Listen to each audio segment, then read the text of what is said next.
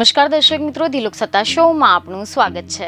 ગોવા એ હંમેશાથી યુવાનો સહિત અનેક લોકો માટે લોકપ્રિય રહ્યું છે। અહીંના સુંદર બીચો અને સસ્તો દારૂ હોવાથી દુનિયાભરથી પર્યટકો અહીંયા ફરવા માટે આવે છે।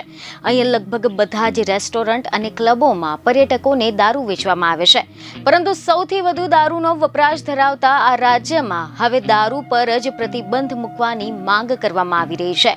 જી હા, રિપોર્ટ એવા મળી રહ્યા છે કે ભાજપના એક ધારાસભ્ય મંગળવારે જ ગોવા વિધાનસભામાં આ માંગણી કરી છે, જેના કારણે વિધાનસભા ગૃહ હાસ્યથી ભરાઈ ગયું હતું।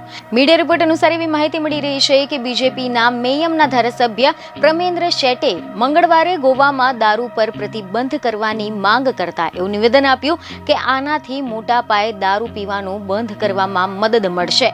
ગોવામાં દારૂના કારણે મોટી સંખ્યામાં રોડ અકસ્માતો થાય છે। ગોવાને વિકસિત બનાવવા માટે અમારે શૂન્ય આલ્કોહોલનું સેવન કરવાનું લક્ષ્ય રાખવું પડશે। જો આપણે આલ્કોહોલનું સેવન 50% પણ ઓછું કરીએ તો સારું રહેશે। રાજ્યમાં દારૂનું ઉત્પાદન ચાલુ રાખવું જોઈએ, પરંતુ તે અન્ય રાજ્યોમાં સપ્લાય થવો જોઈએ। ગોવામાં 269 શરાબની દુકાનો શૈક્ષણિક સંસ્થાઓ અને ધાર્મિક સ્થળોની નજીક હોવાને કારણે આ વિવાદ ઉભો થયો છે। ખાસ વાત આમાં એ છે કે આ દુકાનોને છેલ્લા ઘણા વર્ષોથી સરકાર તરફથી પરવાનગી આપવામાં આવી છે। મીડિયા રિપોર્ટ અનુસાર સૌથી વધુ 63 દુકાનો એક કોસ્ટલ પરનેમમાં આવેલી છે અને આના પછી બીજા ક્રમે પોન્ડામાં 61 દુકાનો આવેલી છે। બીજને ખબરો સાથે ફરી મળીશું। ધન્યવાદ।